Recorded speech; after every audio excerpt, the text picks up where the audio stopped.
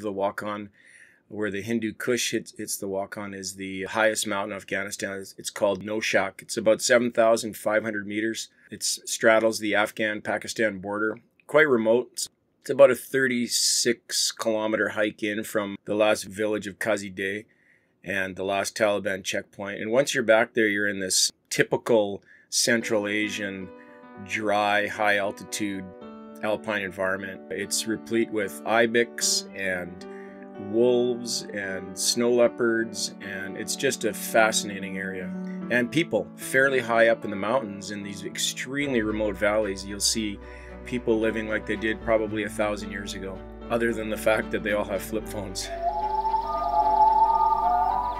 That's Laval St. Germain. He's an extreme adventurer and climber and RCGS fellow, talking about his journey earlier this year into Afghanistan to climb that country's highest peak, Mount Noshaq. I'm thrilled to have him back as our guest on Explore, a Canadian Geographic podcast. Welcome to all you explorers out there, armchair and in motion. I'm your host, David McGuffin. Today's conversation is a fascinating one, a journey into Afghanistan, a country that was a massive focus for Canadians and the world for almost 2 decades post 9/11 during the War on Terror. You hear little about it now, since US and NATO pulled out in August 2021, clearing the way for the extreme Islamist group, the Taliban, to take back control of the country after 20 years of guerrilla warfare fought against NATO and Canadian troops. I remain fascinated by the place. I spent 2 months embedded with the Canadian military in Kandahar in 2008. I went out on regular patrols in armoured vehicles where every bridge, every culvert was a potential bomb threat, and on foot patrol with our troops in Kandahar City, where the sense was always that we had targets on our backs. I was impressed with what the Canadian troops were able to do then, maintaining a degree of peace with a combination of engagement and combat in the Taliban heartland with fewer than 1,000 combat troops on the ground. And in that dry, stark, beautiful mountainous country, it always felt tenuous. So what is Afghanistan now? Laval helps peel back some of the layers of that onion as he takes us on his journey to Mount Noshaq, talking and traveling with the locals from the capital Kabul in the center to the north of the country near the Tajikistan border. As Laval confirms, the Taliban has one of the worst human rights records of any government in the world, largely because of its brutal treatment of women who are denied education, jobs, freedom of speech, and movement. Hunger also remains an issue, with 1 in 4 people needing food aid, according to the UN. And, as Laval notes, that is not as dire as many had predicted. As much as he's an extreme adventurer, doing amazing things like climbing the highest peaks on all 7 continents or rolling solo across the Atlantic Ocean, what I love about Laval is that he's also a student of history, geography, and current events, and he brings all of that to his expeditions. He's got an amazing story to tell, so let's get to it.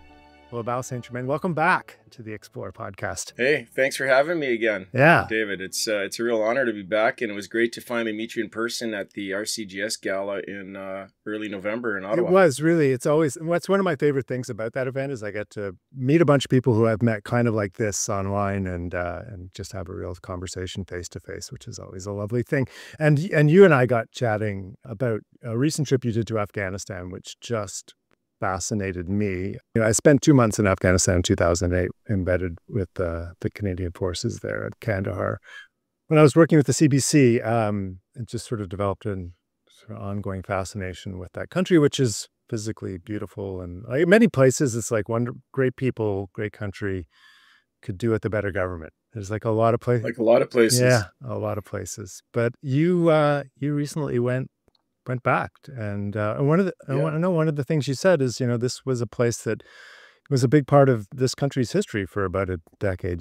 Post 9/11, Canada was Canada's longest war, and of course the Taliban are now back in power and have been for a few years. Canada's long gone. The US is long gone. What prompted you to head over there now? I think the same reason that I can tell that you have some type of a passion for this part of the world, and it's something that's difficult to really place to put your finger on, David. It's for us growing up in the 70s, people of our age, Afghanistan was in the zeitgeist. 1979, the Soviets rolled in there, And for 10 years, the Soviets held Afghanistan. They changed the government into a communist government. That resulted, of course, in a civil war eventually when they left in 1989. Their tanks and their trucks and their armored vehicles are traveling down the highway that I traveled to go from Kabul up to the Tajik border. And so it's this historical hotspot in the world that's seemingly always in the news. And you know that if you're not hearing about Afghanistan, that probably in the next 2 weeks to 30 days, something's going to happen there that we're going to where we're going to hear it's going to be back in the zeitgeist again. And Afghanistan is between the gears of empires. It's ground between the British Empire, it's ground between the former Soviet Empire, and it's right between the two. In fact, even the borders of Afghanistan were drawn in such a way so that the British Empire would never touch Russia. And they just artificially put this little finger of land between Pakistan, which was then India, and the USSR, and it's called the Walk-On Corridor. And that area of Afghanistan was what really fascinated me, because it's this high altitude Tibet-like region that not many people imagine Afghanistan to be like. So it was a natural choice for me to want to go there. Obviously, right after the August of 2021 withdrawal of the Americans from Afghanistan, it was a very dangerous place to travel to. I'd argue that it still is, but not as dangerous.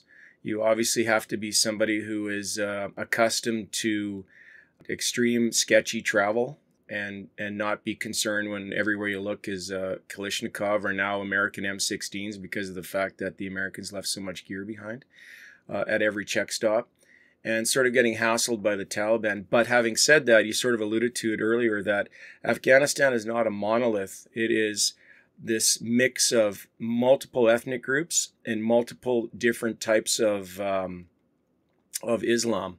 So you've got the Pashtun, who are the majority in Afghanistan. So they're the ones that in 1994 were the ones that started the Taliban movement, meaning student.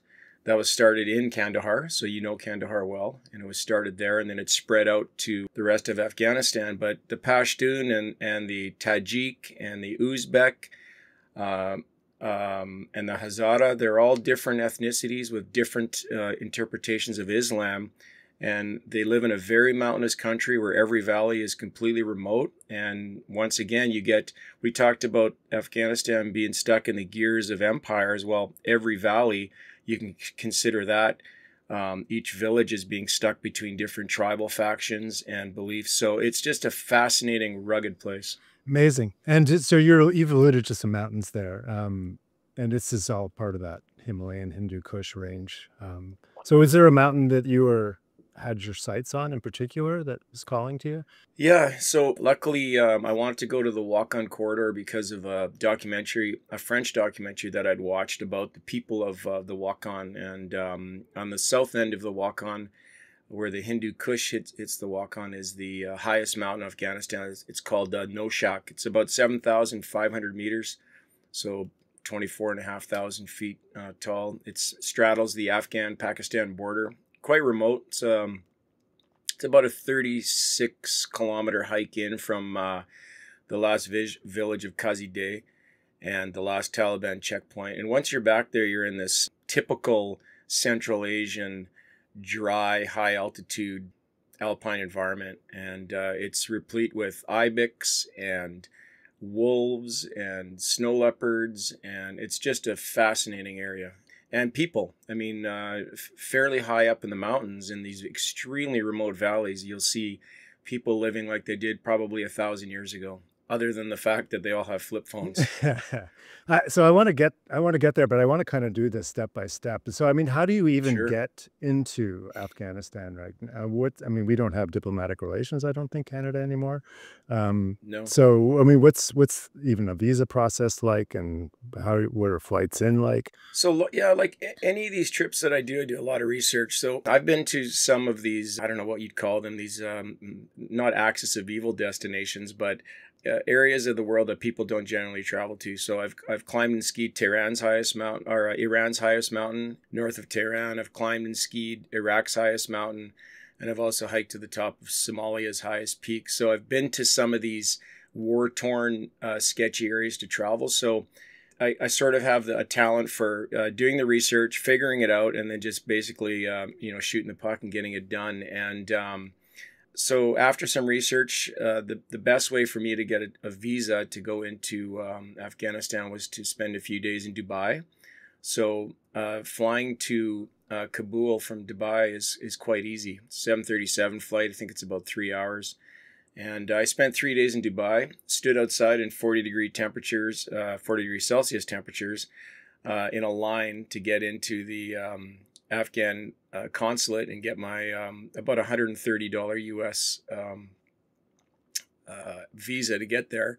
And then you just get on the flight as if you're going from Ottawa to Calgary. It's no different. You get on this flight and that's amazing. You land in Kabul, and it was quite something to look out the window, David, of Kabul, because I'm a bit of a news nerd and a global affairs nerd, and to look out the window and see these the iconic view of Afghanistan we all saw of Kabul that we all saw in the news since the late 1970s, and that you're very familiar with when you've got the mountains surrounding the city and the antennas on the top, and it's all brown and basically mud buildings, a lot of them. And there was a bit of anxiety, and I've had that before where I'm like, oh my God, I'm in for some adventure on this one.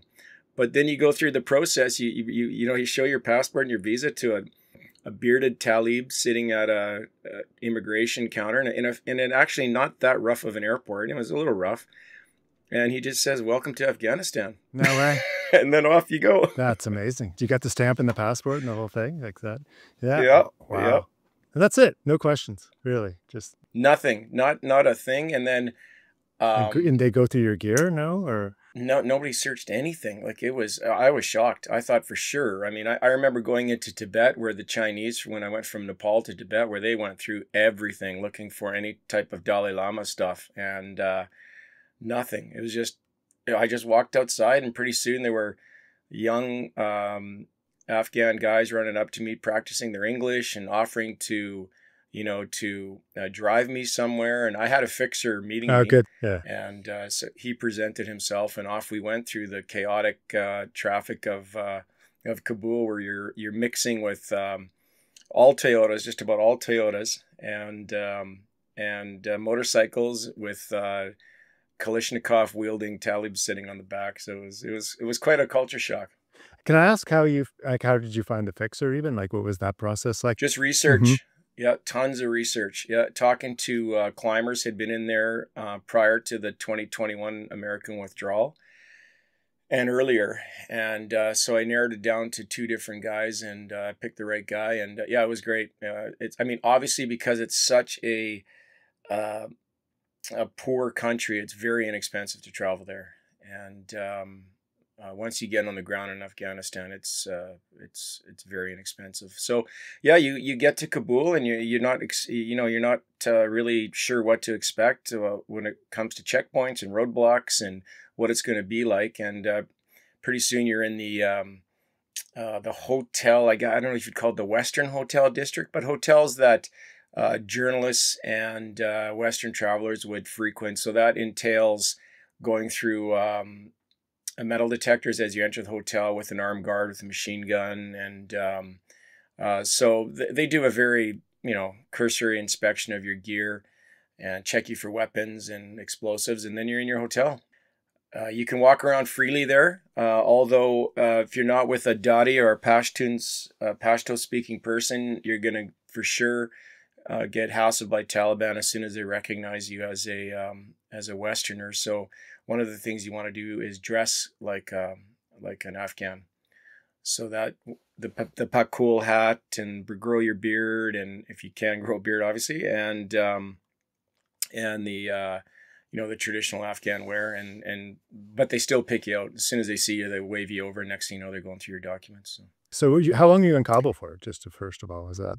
I was in there for one night initially, and then 2 nights on the way back. So 3 nights in Kabul, and then we were on the highway. Yeah. And you're taking this highway to the north to the Tajik border, which was an expedition in itself, the highway. Very interesting. I mean, so I was there in 2008, and it was obviously a very different time, but there was still quite a Mm-hmm. bit of street life then. And it was actually still, as a Westerner, I could still walk around, and that sort of changed within a Yep. couple of years. But I'm just wondering what the street life is like and markets and that kind of stuff. Bustling, Yeah.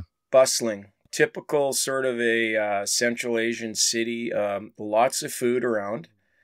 All kinds of produce, vegetables. I was there in July, so there were melons everywhere. I mean, driving down the highways were just melons, incredible melons everywhere. People are well fed. I saw some signs of malnutrition in very remote areas of the mountains, but generally in Kabul, they're very well fed, and there's ice cream. There are lots of sort of Western style restaurants, and it's not what I expected. I thought after August 2021 that we were warned of a food catastrophe there, meaning people are going to starve, and I just don't see that. There are obviously areas outside of Kabul that are going to be like that, but what was interesting about Kabul was the fact that I think the Taliban government had basically not fully given up, but given up on the strict burqa laws for women. So when you go out into the rural areas of Afghanistan, the remote villages, women are completely covered. And depending on what form of Islam is in that particular valley, but most of them are completely covered. But in Kabul, the women were walking around with just simply a head cover on and their face was exposed. And which was not what I expected. I thought they'd be fully covered in that sort of that indigo blue burqa that you see all over the news, almost like a purple color. Yeah. You saw a lot of that, but it's the most liberal city in Afghanistan, Kabul, for sure. So I think just because of the force of numbers that the Taliban have given up on really cracking down on the strict adherence to their edicts. However, in Kabul, like the rest of Afghanistan, women can still not get educated. You still cannot hold a job. And as of the past month or so, women can't even recite religious text to other women. They can't speak loudly in public. It's really it really is a medieval type of gender apartheid that's going on there. So yeah, but Kabul was a bustling Central Asian city with signs of a fairly healthy economic life. Yeah. I mean, all that about women. I mean, this is the number one reason probably Afghanistan is a pariah state right now, is its treatment of women. And just obviously you were not in contact with women at all, and I'm just wondering what sort of anecdotal conversations you had about the maybe family members you were. So in hushed tones, you'd be speaking with people that were. So I was largely hanging out with people from the northern part of Afghanistan. So these were ethnically Tajik. They're Ismaili Muslims, so a very, very moderate form of Islam, and they were not happy with the current state of affairs in Afghanistan, and absolutely shocked at the treatment of women, to the point where men would be in tears talking about how, their wife, who was formerly a doctor up to August of 2021, is now stuck in the house, or a daughter who was going to school who immediately, because she was over the age of 11, was now out of school, and who loved to go to school, was planning on becoming a pharmacist in this example, and spends every day crying, basically, is what they said. And so there is as much shock and outrage there as there is here regarding the treatment of women when it comes to the more moderate practitioners of Islam in Afghanistan. So it's not a monolith like I talked about earlier. So depending on where you are, there's different sects and different ethno-cultural practices that where women are very valued and they don't have to cover up. Interesting. And in your hotel, is there a lot of other Westerners, or is there a lot of foreigners? No, I saw very few foreigners. Remarkably, I saw a Chinese guy walking down the street in a t-shirt and shorts, which is not a good idea in Kabul, to walk around showing your legs. Male or, of course, female, you can't do that, but male or female. He got a lot of looks, and it was a bit of a concern because the street I was on just a couple of years ago had some Chinese businessmen that were staying in a hotel, and I don't know what they did, but gunmen showed up in their hotel and shot them in their room. So you were always concerned about that type of stuff. You lay down in your room and you're wondering, that single security guard at the front door of the hotel is not going to stop three guys with a Kalashnikov if they know there's a Westerner here. So that was, I don't know how valid my concerns were, but a couple of times you just before you drifted off to sleep, you after the hearing of the story about the Chinese businessman, you were a little concerned. So. Yeah. Well, there's that Canadian, right, Dave Lavery, who just went missing like a month ago there. Who people might remember him as Canadian Dave. He helped. They had a lot of Afghans out in 2021. Yeah, and he just and he'd been sort of stayed on and was running a security business, I think, and nobody knows where he is now. Yeah, there's a lot of potential violence sort of bubbling in this culture for sure. I mean, we were traveling in the northern part of Afghanistan, heading towards the Hindu Kush and towards the Tajik border. And we were in this beautiful, verdant valley. And I asked my fixer to stop because I wanted to take some photos. And it looked a little bit, in some respects, of a road in Alberta with the poplar trees along the side of it. There were people working in the fields off in the distance. But we stopped in an area specifically where there were no people, and more importantly, no women or young girls around. And so there was nobody in sight. And we stopped, I took some photos, and then as you do when you're on a long road trip, like a 3-day long drive, you took a leak in the ditch. So just like anybody who's been on a long trip, any guy, you just stand in the ditch and do your thing. And when I turned around and looked at my fixer, he was spinning around and looking as if we were about to be ambushed by somebody and wanting me back in the car immediately. So I sensed maybe that there was a local farmer that had appeared with a rifle and that he was concerned about it. So I got back in the car and I could just sense the tension. And he's a very, very polite guy who would never say anything to offend me. And he in his very broken English, told me that standing to urinate for a man, for anybody obviously, but for a man in Afghanistan is haram, in that specifically because that valley was very heavily Taliban. And he said that if a farmer would have seen me, he could have shot me and there'd be no recourse. So that's decades of learning. That's a real eye opener. Yeah. And yeah, that was shocking. So what's that drive like, Glenn, leaving Kabul? Just take us along that route. Amazing. Yeah. So what comes to mind as soon as you ask me that question, David, is as soon as we left Kabul, you look up at these vertiginous walls of rock and crisscross you can see that there's these mountain paths up there, and you can see, if you look very carefully, you can see that there's rock houses and rock structures and caves. And as soon as you leave, you just go, no wonder nobody's capable of beating the Afghans in a war. It doesn't matter what kind of technology you have. It doesn't matter the air power, the drones, the Hellfire missiles. You are not going to beat them. It is like living in a mountain fort, and all you'd have to do is jump out from behind a rock, a kilometer up, fire off your shoulder launch missile, and you're invisible, and you're not wearing a uniform either. So you just realize that. I thought about the poor Canadians and the poor Americans and the NATO forces that went in there after 2001, and they were just sitting ducks. I mean, they were able to control the 4 big cities of Afghanistan, being Kabul, Kandahar, where you were Herat, and Mazar-i-Sharif. But other than that, the remote areas you're not going to beat them. So I remember thinking that. I went, oh my God, no wonder. Now I get it. It's completely different than Iraq. Iraq is largely plains with large open areas and cities sitting out in these plains, and it would be far easier to control. But Afghanistan is a nightmare. So yeah, you get on this road, and it's part of this ring road project that the Americans are trying to construct to connect those 4 cities that I talked about, this massive 3,600 kilometer ring road.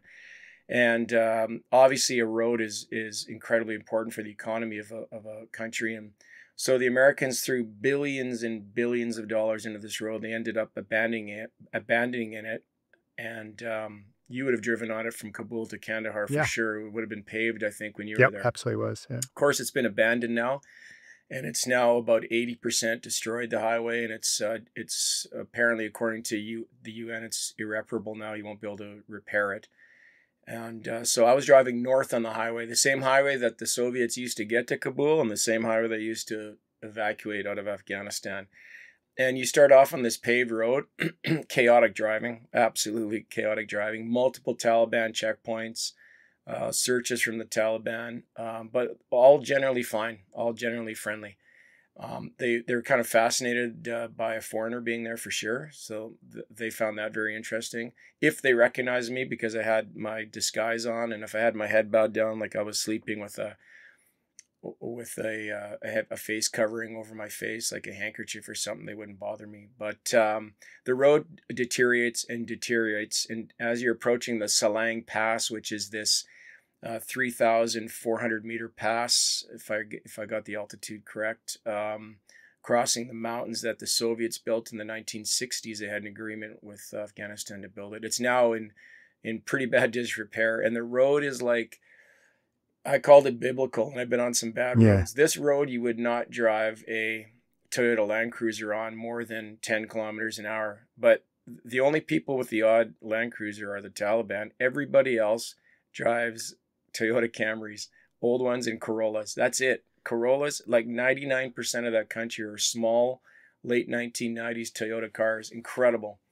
This road is so rough and so dusty. Our car broke down just after going around the Salang Tunnel because parts of it had collapsed. So we had to go around the outside of it on this, this edge of this mountain, and then on the descent, the car broke down, and so we just drifted in neutral downhill down this rough road, and it was hot. It was 38 degrees Celsius at the bottom. Up top, it was probably in the low 20s, but we started drifting down this road, and then just in the middle of nowhere in this high mountain pass, it would be like when you're driving from Jasper to Banff by the Columbia ice fields. It's alpine.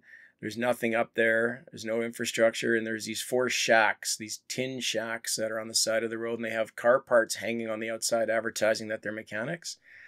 So we pulled over, and there was a couple of guys sleeping in the shack, and they've got no shoes on. They've got dirty coveralls, and they've got the most basic tools. And this 19-year-old kid walks out, and he works on our car for about an hour, and he gets it running. It was incredible. And I asked him, you could tell when he was working on the engine, David, when you see a master, whether it's a musician or a chef, you can tell by the way they move around something, they move their hands. Yeah. And I asked him, I said, how long have you been, the translator, I said, how long have you been a mechanic for? And he said he started when he was 11. And he was 19, so he had 8 years of experience, and all he works on is Toyota cars. And his hands went around the interior of that engine as if he could have done it blindfolded and fixed that thing. Amazing. Really amazing. But then it raised the question of child labor there, and you see that everywhere. You see young boys working from probably 7 or 8 years old. They're working in tire shops. They're working in the fields. They're driving equipment, Yeah, incredible place. So the road was horrendous, absolutely horrendous. And then, so how far a journey is this? Just curious, like in terms of kilometers that we ended up having to stop in Kunduz because we didn't want to drive at night, apparently, to Faizabad. And in Kunduz, I think it was 333 K, if I remember right, from Kabul. And it took us over 11 hours to get there. So it's rough. Yeah, it's really rough, incredibly rough. And then you'd have patches of a few kilometers of nice pavement, and it must be because the local warlord had done something right. And then you'd get back to these insane roads where you're crossing rivers and these little Toyotas, and yeah, it was rough, wild travel to get there for sure.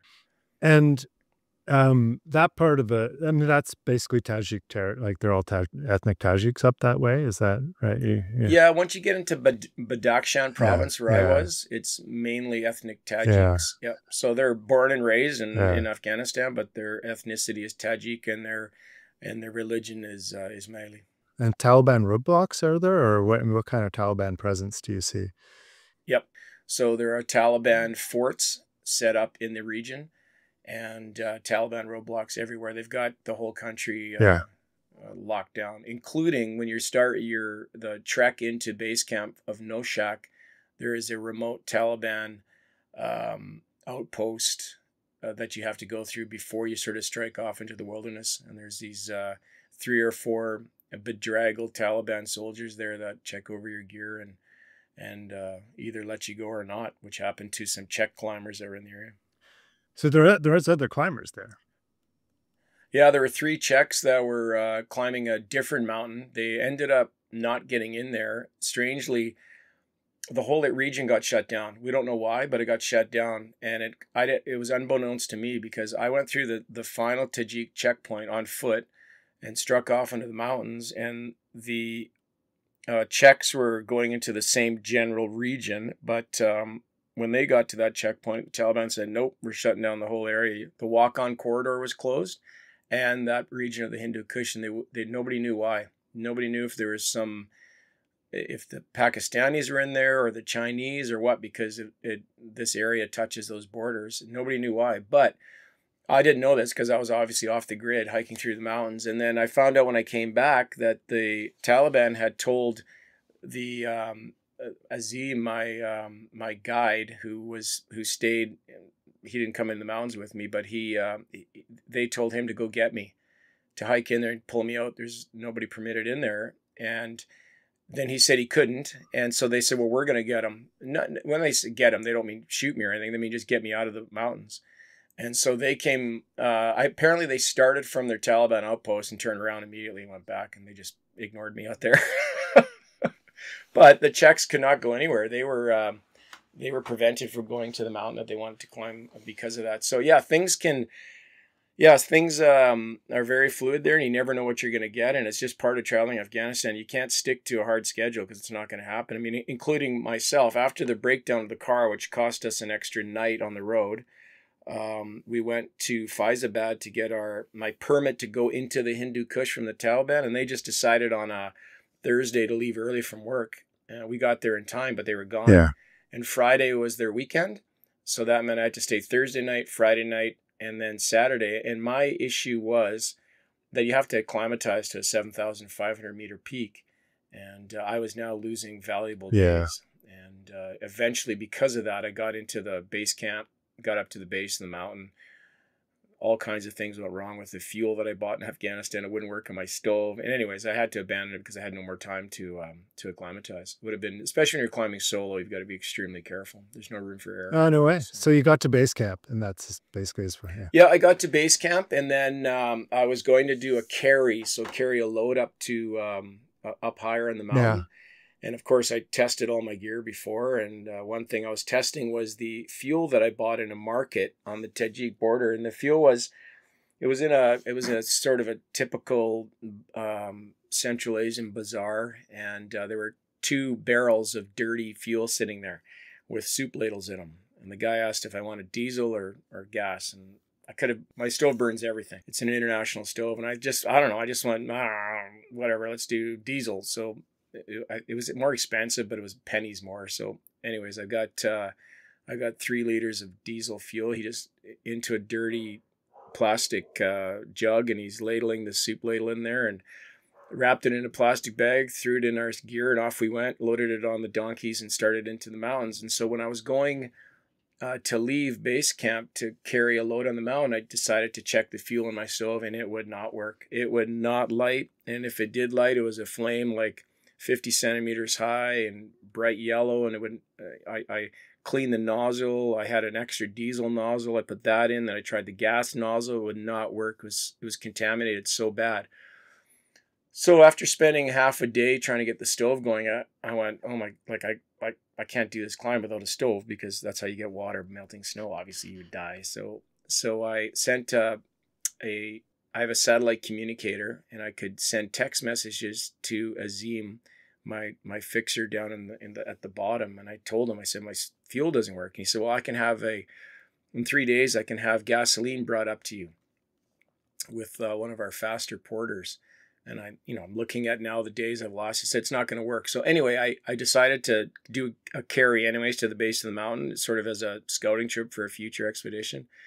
Came back down to base camp. A couple days later, the porters show up and they brought gas, and my stove worked like a blowtorch. It was the diesel fuel that didn't work. So it's like that's how life is, right? Sliding doors. You go left, you go right. And if I would have gone left, I would have had the right gas. But having said that, I wasn't super disappointed because I was probably more enthralled with the people and the travel in Afghanistan than I was being in this high alpine environment where I could have been anywhere, right? But to travel around Afghanistan and interact with the people and sit on the side of the road and eat melons and drink tea and then have these conversations was really amazing. So I'm fine with it. It was fantastic to see the country. Yeah, well, I mean, the journey is really honestly what fascinates me almost most about it, because with all that's going on in the world, we just don't hear from Afghanistan anymore. And I know there are reporters there, but it's not a lot of news coming out of there. And just to get the sense of the land with people who live there it's a whole different, as you know, it's a whole different ball of wax, right? Yeah, it's a good way to say it, the sense of the land with the people. And every valley is different because of the people, because of the tribe that's there, or the local warlord that's there, or what has happened there in the past. Now, the region I was in was largely untouched by both the Soviet War and the American War. And there's actually never been any fighting in the Walk-On Corridor. There'd been Taliban activity in the area, of course, and atrocities committed to the local Afghans, but the Americans were never in there. The Soviets had set up some bases there, but there's never any fighting. So it was an area of Afghanistan that it's the people there love it. It's to them, it's paradise, and it really is incredible. It is. But, interestingly, one thing I did notice up in the Walk-On, this is a bit of a tangent, is how dependent they are on snowmelt for their fields. We think about the Dutch of being the masters of controlling water and canals. And I think the Afghans in an alpine environment, it's incredible what they do with these raging mountain creeks, how they can divert them. And this is all using human power, using shovels and pickaxes and local rocks. And they dig these canal systems, and they're able to harvest in these remote, dry desert areas because there's a mountain creek there that comes from the snowmelt, and they're able to direct it onto their fields. And so you'll see wheat and oats in areas that you'd expect to see Marco Polo sheep or snow leopards, and they're just it's really an interesting area. But it shows you how we sit here in Calgary and Ottawa and in the Western world, and we talk about how global warming is occurring. And, it was minus 18 here yesterday in Calgary, and now it's plus 8 because we have a Chinook. But, people are like, oh, it's a big deal if it gets a little warmer where we live. But there, people will die. And I don't mean die because there's a drought, but die because they have to leave their area, go somewhere else. And that somewhere else already has a population of people there. And that's going to, in an environment like Afghanistan, is going to once again cause conflict. So it's interesting to see how important snow is in Afghanistan. I mean, they need their glaciers in there and snowfall there to survive, for sure.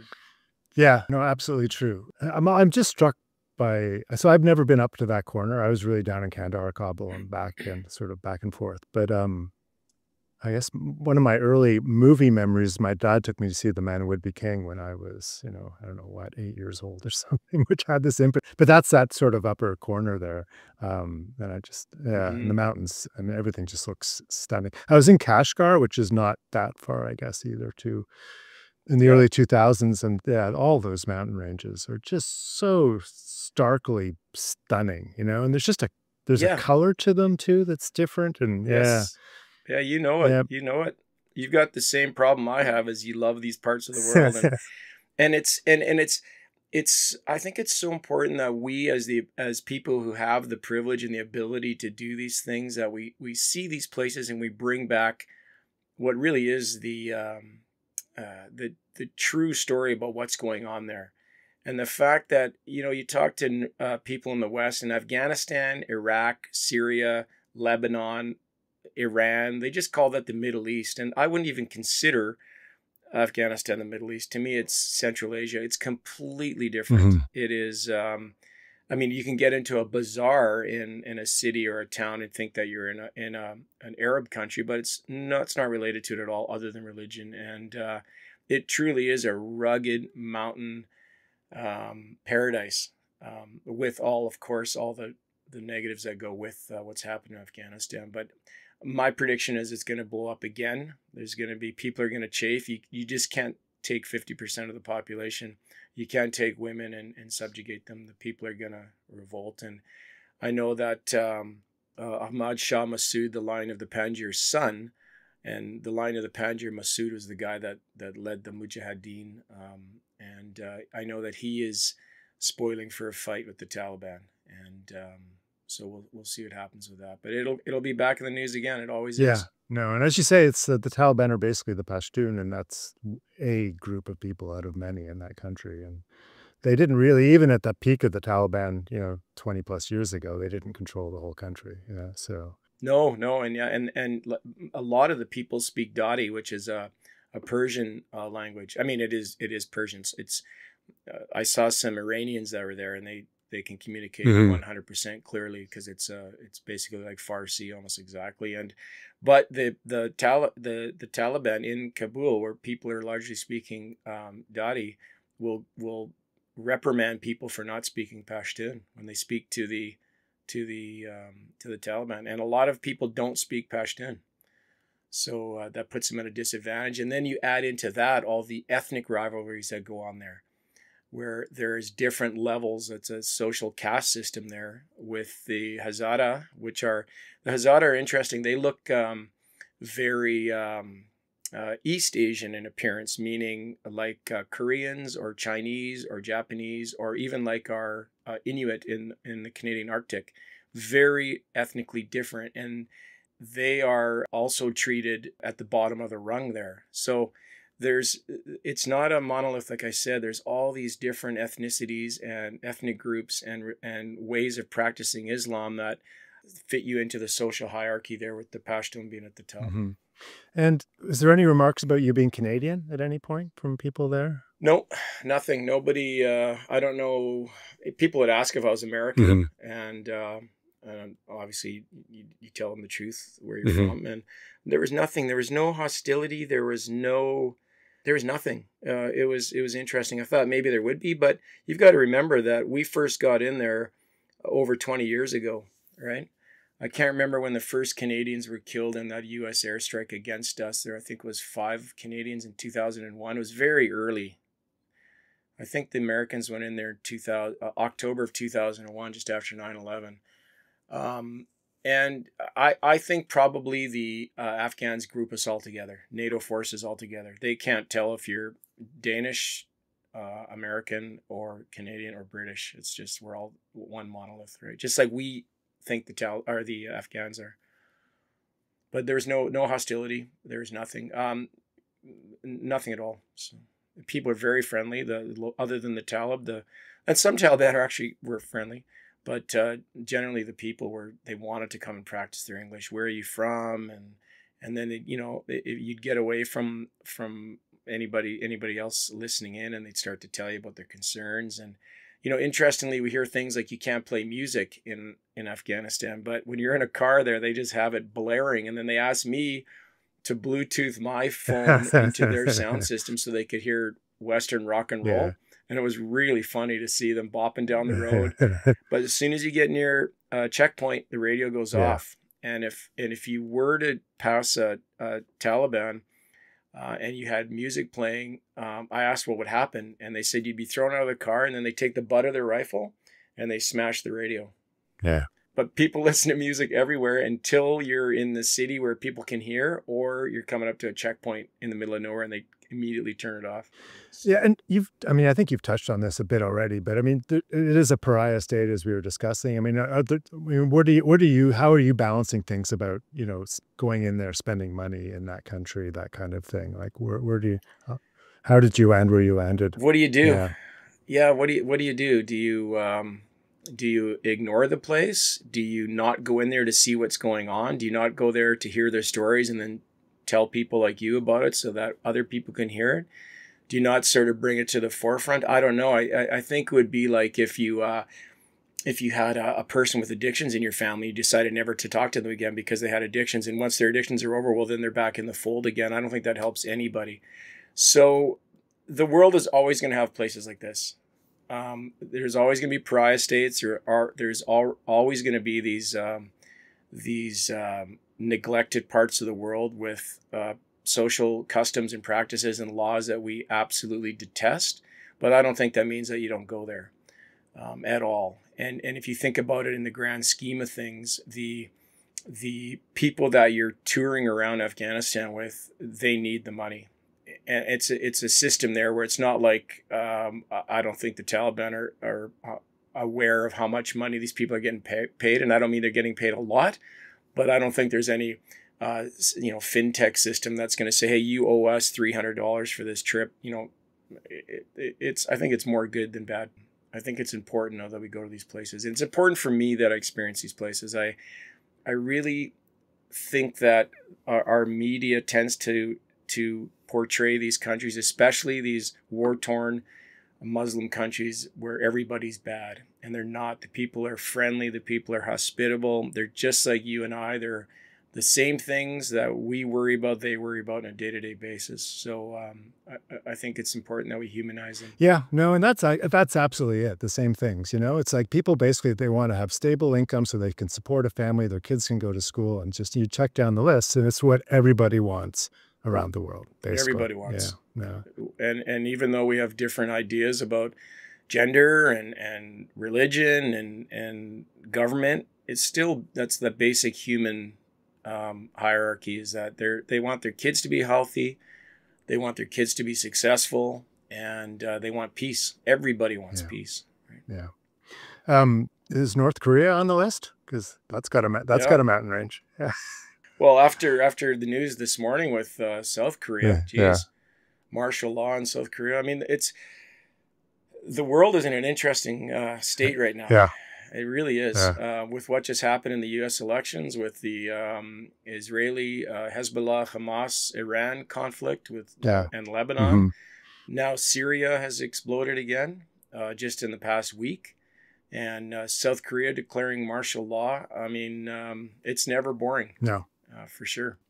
We have a lot of problems in our own country, for sure. But man, we live in a very peaceful place, thankfully. Yeah, no, and that's another thing too, right? I mean, for me, this conversation is important. You traveling there is important because it puts everything in perspective too. Like, definitely Canada's got problems, but we don't have problems, like. Oh yeah, I mean, the stuff that we complain about compared to some of the places I've been, where it's important to do that. It's important to see the world and to see the world not through this thing, right? Not through your phone, but to smell it, taste it, see it, and get a real feel for what's going on. And then, as you know, David, because you've been there in 2008 when you were a journal in Afghanistan, that place now will always be in your mind. So anytime that you're leafing through the paper, I guess it'll be on a screen now, anytime you're seeing any news and you see the word Afghanistan, you're going to read that article because you've been there. Yeah.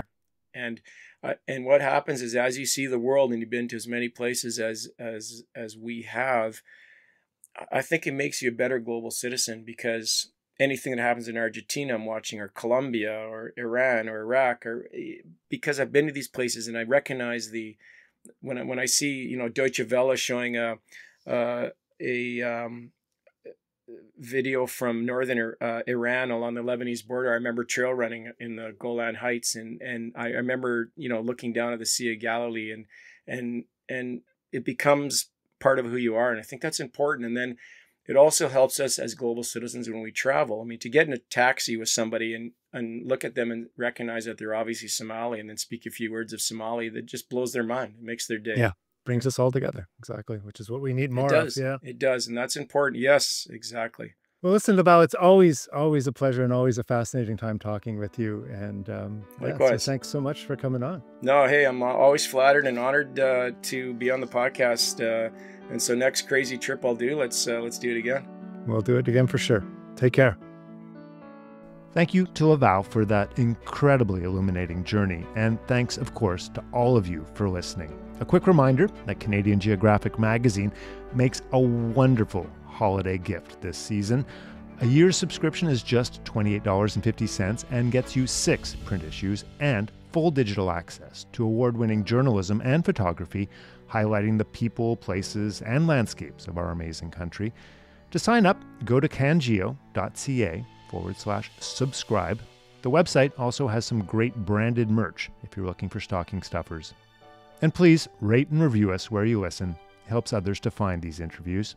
Until next time, when we'll explore again, I'm David McGuffin. I think right now we're enjoying very much looking back at the Earth, and it's just a fantastic experience, and I just can't wait to get back and start telling people. We left Simpson about June the 10th with a fur brigade consisting of a number of yacht boats, each manned by 10 voyageurs. For us Inuit, it means that Inuit oral history is very strong. And we flew low over every inch of the country that could be. We were hoping that he would fire at us. I guess 160 dives or so. There are shrimp, fish swimming around outside. It's just fabulous here. Well, I'm a first for Canada.